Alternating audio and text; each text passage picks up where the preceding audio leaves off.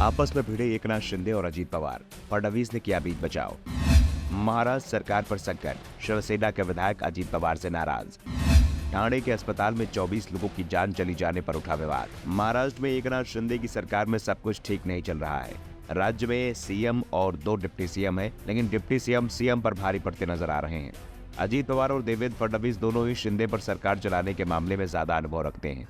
फडणवीस जहां 5 साल तक सीएम रह चुके हैं, तो दूसरी ओर अजीत पवार 5 बार डिप्टी सीएम रह चुके हैं और उनकी नजरें सीएम पद पर है। ये बात तो पहले भी कई बार सार्वजनिक रूप से कह चुके हैं। पवार और शिंदे के रिश्ते भी बहुत अच्छे नहीं है, क्योंकि एकनाथ शिंदे ने जब शिवसेना से बगावत की थी तो इसके पीछे सबसे बड़ा कारण उन्होंने अजीत पवार को ही बताया था। दावा किया था कि अजीत पवार अधिकांश फंड एनसीपी विधायकों के क्षेत्र के लिए जारी कर रहे थे और इसी के दावे के साथ उन्होंने उद्धव ठाकरे की सरकार को गिराया और बीजेपी के साथ सरकार बना ली। लेकिन 1 साल बाद ही उनकी सरकार में अजीत पवार डिप्टी सीएम के रूप में शामिल हो गए। इसके बाद से ही शिंदे दबाव में दिखाई दे रहे हैं और जब यह खबर आई कि एकनाथ शिंदे गढ़ ठाणे के कलवा स्थित छत्रपति शिवाजी महाराज अस्पताल में 24 घंटे में ही 24 मरीजों की जान चली गई, तो यह मामला और गर्मा गया। और जब राज्य के मंत्रियों के साथ एकनाथ शिंदे की बैठक हुई तो इस मामले को लेकर गर्मागर्मी हो गई। उप मुख्यमंत्री अजीत पवार ने एकनाथ शिंदे को अपने निशाने पर ले लिया और बेहद सख्त अंदाज में सवाल किए और पूछा कि आखिर चूक कहाँ हुई।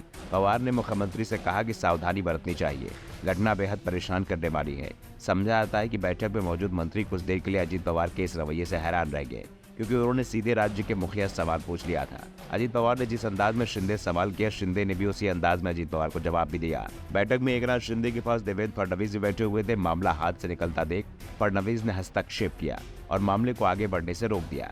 बाद में मुख्यमंत्री ने पवार को ठाणे अस्पताल में हुई घटना की पूरी जानकारी दी। मरीजों की जान कैसे गई, कितने मरीज अंतिम समय अस्पताल में आए। समझा जाता है कि शिंदे ने अस्पताल पर तनाव आदि की जानकारी देकर पवार के सवालों का जवाब दिया। इस बैठक में उप मुख्यमंत्री देवेंद्र फडणवीस मौजूद थे। जाहिर है फडणवीस को एहसास हुआ कि कहीं यह विषय कोई अलग मोड़ ना ले ले। उन्होंने तुरंत दूसरा विषय लेकर मूल विषय से ध्यान भटका दिया। हालांकि ये भी माना जा रहा है कि अजीत पवार के इस सवाल से शिवसेना के मंत्री और विधायक नाराज हैं। शिवसेना के विधायक निजी तौर पर टिप्पणी कर रहे हैं कि अजीत पवार जब महाविकास अघाड़ी में थे तब भी उन्हें समस्या थी और अब भी समस्या है। सरकार में 3 दल शामिल हैं, लेकिन किसी को कोई समस्या नहीं है। लेकिन अजीत पवार कोई न कोई मामला उठा ही देते हैं। शिंदे गुट के विधायकों को एनसीपी के सीएम पद पर की जा रही दावेदारी भी पसंद नहीं आ रही है, क्योंकि पूरे महाराष्ट्र में अजीत पवार के समर्थक अजीत पवार के मुख्यमंत्री बनने के बैनर लगा रहे हैं। और वहीं दूसरी ओर अब इस तरह का विवाद शुरू होने से अधिकारियों और बीजेपी विधायकों और नेताओं के बीच चर्चा भी शुरू हो गई है कि सरकार में संतुलन बनाए रखने के लिए जिम्मेदारी अब देवेंद्र फडणवीस की है। ऐसे में सीएम भले ही एकनाथ शिंदे हो, लेकिन सरकार में अधिकांश फैसले फडणवीस की हरी झंडी मिलने के बाद ही लिए जाएंगे। वैसे भी शिंदे और पवार गुट को 40-40 विधायकों का समर्थन हासिल है, जबकि बीजेपी के पास 115 विधायकों का समर्थन है और ये बीजेपी जिस गुट के साथ जाती है उसी गुट का सीएम बन सकता है।